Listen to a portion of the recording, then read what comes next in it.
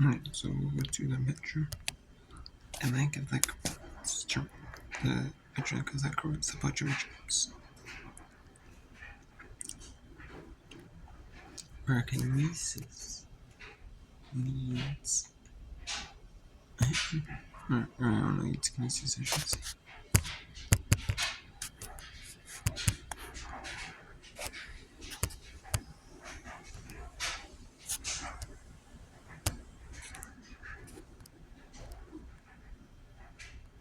Yeah.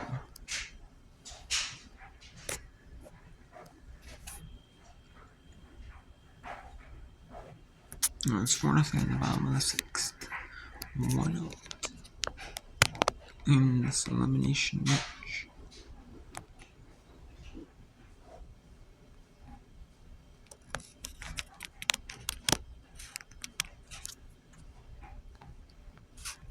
With 2 out, and Hoppy struck out Escoto to end the inning, and that was the only inning that the Griffs have had multiple runners on base, as Hoppy has just been phenomenal in this one.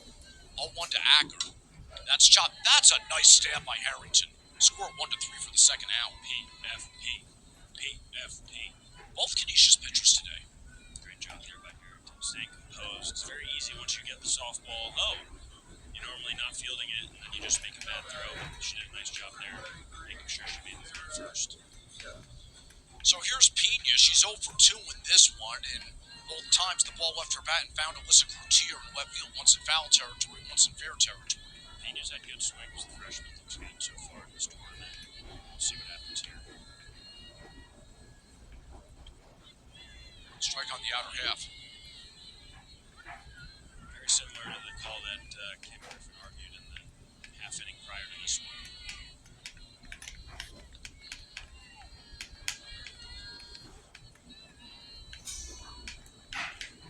That one's low. If you're wondering, for Canisius, 2 up in the top of the 7th, 5, 6, 7 in the order: Kara Edwards, Sophia Escato, and Emily Alana. This is one of those games, especially for Pena.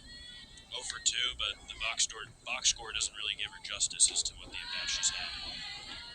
No, and as you mentioned, in her freshman year, it's been like that for a whole year. It's been a really good year for freshmen in this conference. We talked about some of the contenders for MAC Rookie of the Year.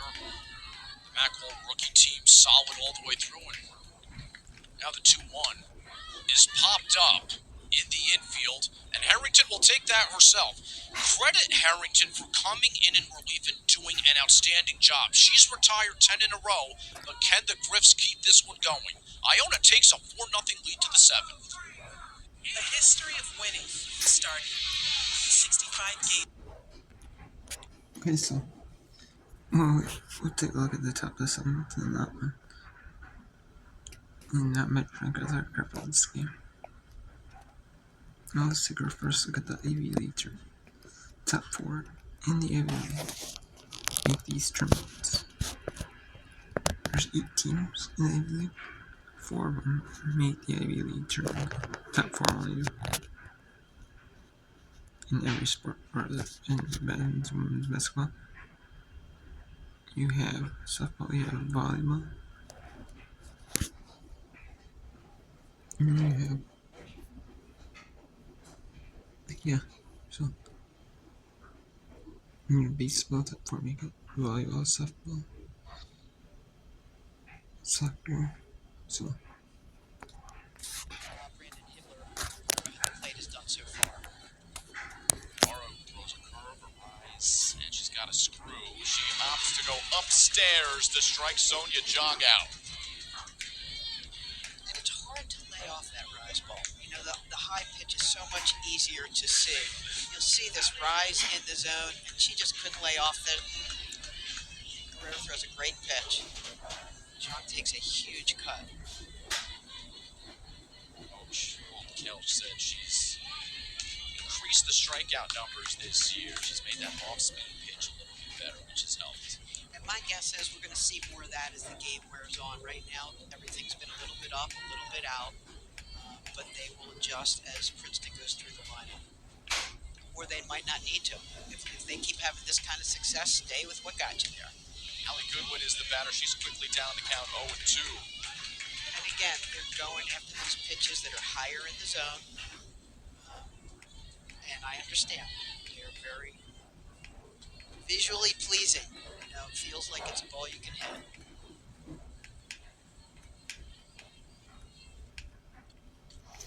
Downstairs. So Guevara, talking about the lack of run support she's received, pitching with a lead, albeit a slim one, to Allie Goodwin. Who's been the primary first baseman this year. 1-2 pitch, another foul ball. But if you're around, you're coming in facing Princeton on their home field. Very good offensive year numbers, best they've had since '96. You're feeling pretty darn good. They haven't given up a hit, they haven't hit the ball hard, and you have the lead. And one of the Ivy League's best in the circle. 1-2 pitch. Goodwin gives it a ride, foul. Ario over there for Dang. Dang got a good jump on it, but it was just not a catchable ball.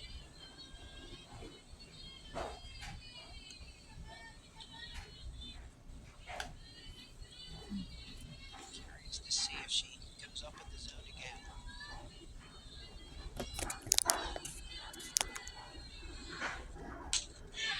To right field, it'll drop for a base hit. Dang cuts it off, so it's only a single.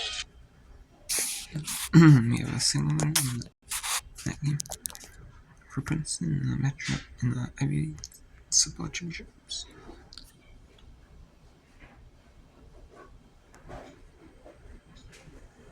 Let's go back to the metric, is that correct? And there's a streak of working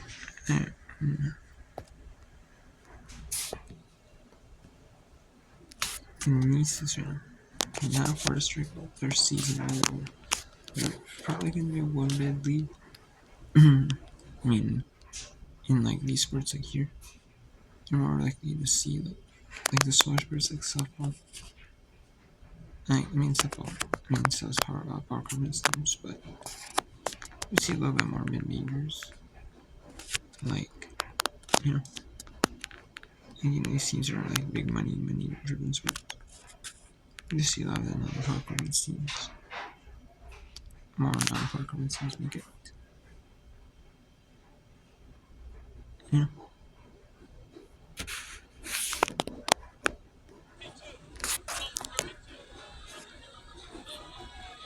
She has 9 hits in those 57 at-bats. And Cook, as we mentioned, has played a lot defensively at third base, with Alano not seeing as much action at the hot corner over the last month. But here she comes in a spot where, as you mentioned, Aiden, her plate discipline will be key in this at-bat.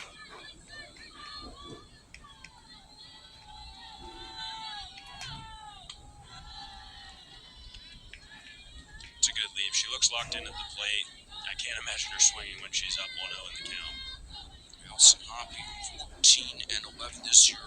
This is her 26th start. She's gone the distance 19 times. And that one misses in as well. She's going to make Hoppy come to her in this at-bat. This is a good job by the junior, making sure it comes to her.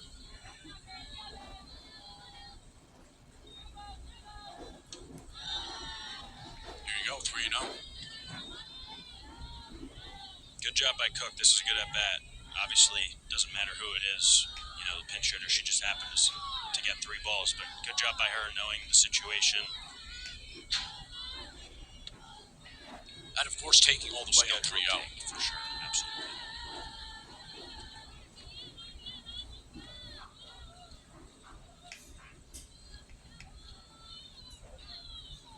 One spot here if you're Cook. Called strike. And that'll even it up. Makes sense. I don't mind the take. Looked to be over the plate, but she was looking for one pitch, one spot, didn't get it. Not Now the hers. count's full. So the count has worked full to Morgan Cook. Ball 4. Good at bat by Cook. Interestingly, no stolen bases for Cook on the year. I wouldn't be surprised. There you go. And that's Gabby Farris popping out of the Canisius dugout, the junior from Cincinnati, who was one of the team's top pinch runners. And and she's 10 for 10 in stolen bases. Now, again, down 4. You don't know if that's part of the strategy, but the bottom line is that Barris can run. You want to be able to score a lot of extra bases for sure. So it brings up Emily Alano, who's 0 for 2 in this contest. Flew out to right in the second. Piazza made a terrific play on that one and then popped up to second to start the 5th. So can the Griffs mount a rally here with 1 out in the 7th? 4-0 Iona lead. If you're Alano, you got to continue working the assembly line. Can't score 4 runs in this at-bat. Swings at the first pitch and pops it up right side. That's Bailey, who makes the catch for the second out. That's not going to do it. I'm a little bit surprised by how aggressive they've been at the plate, but credit to them. They are confident in their at-bats, and I guess they're going to go down swinging. If I was Alano there personally, maybe take a pitch, especially after working a walk, the previous batter, but she goes down, first pitch, fly out. So we'll have a pinch hitter here as Bailey Alatori, who was 0 for 2 with 2 strikeouts, is being pinch hit for by Natalie Quanse. Quanse, 59 at bats this year, 13 hits, 220 hitter with 4 doubles and 4 RBI. She's drawn 9 walks, so another Canisius hitter who has some patience with her approach. First offering is a called strike. If Quanse keeps it going, then it's Vivi Vargas, the shortstop, and then you'll have the top of the Canisius order. But Hoppy trying to end this one right here. Hoppy with 4 shutouts on the season. She's been a workhorse for this team. Snap throw to first, and Barris dives back. As Hoppy entered this contest with 168 2/3 innings pitched. That run doesn't necessarily matter, but let's not give extra bases. You never know with a errant throw behind the plate from Ackert. Just worry about the batter at this point.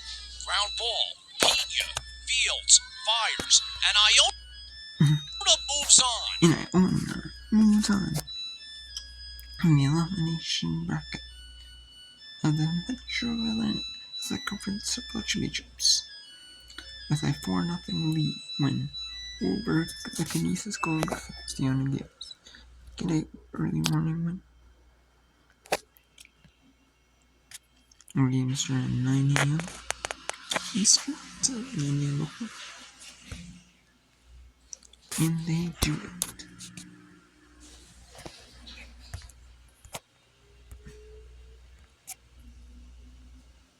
Let's take a look at the scores here.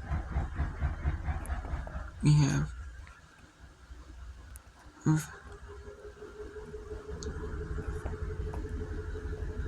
through 3 round with a 1-0 lead over Princeton.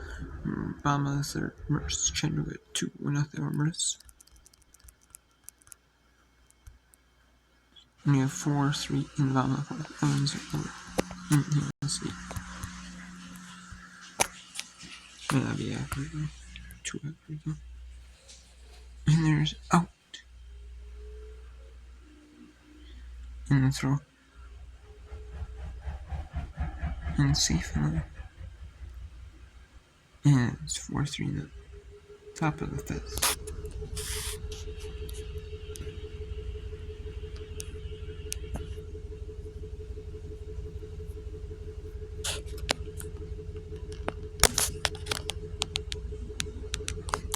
And action goes in the bottom of the 3rd, leading. Now we can grab Brown at Princeton early. Bottom of the 3rd.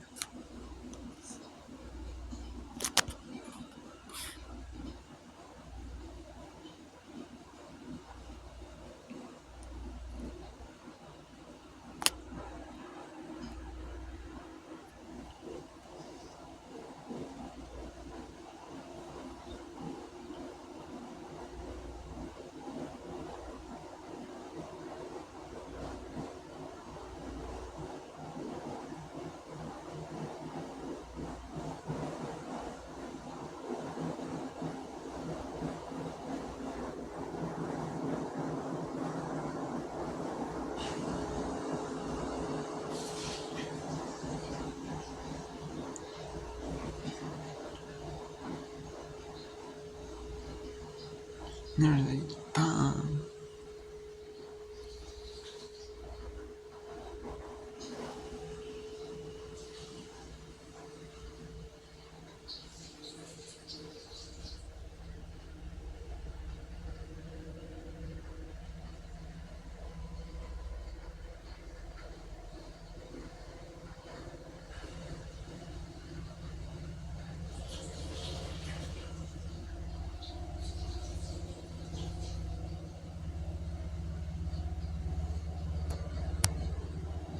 Brought to you by one Spartanburg. There's only one smart alarm, or visit spartanburg.com.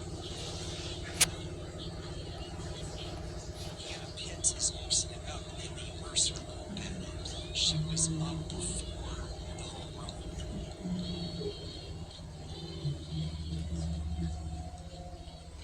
And Grace Taylor, she is pitching well. I mean, the only hitter who really has done anything against her is Aislinn Sellers.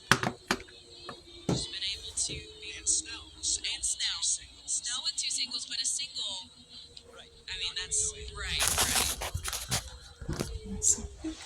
These home runs, though, have started with the leadoff batter up, the leadoff batter getting up, and then Cernudo bunting the runner over. Yeah. So we noted last inning that the base hit by Cooley cleared the lineup, even though Wright made an out, and then they started fresh here in the third. Yep. Yeah, I mean, it was almost the exact same as the very first home run in terms of Lipari also popping out that second time.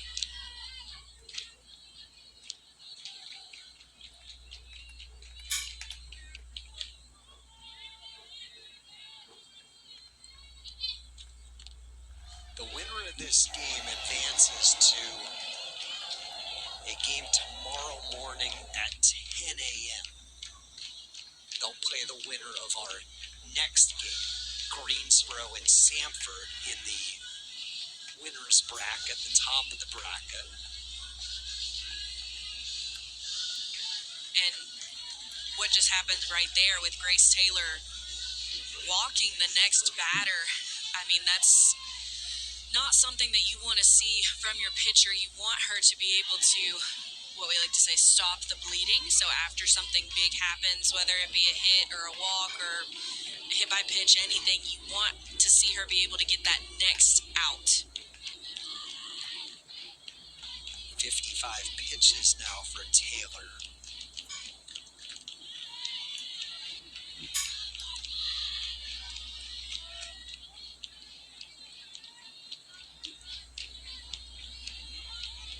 The loser of this game will drop into the loser's bracket and will play at 4 o'clock today against ETSU.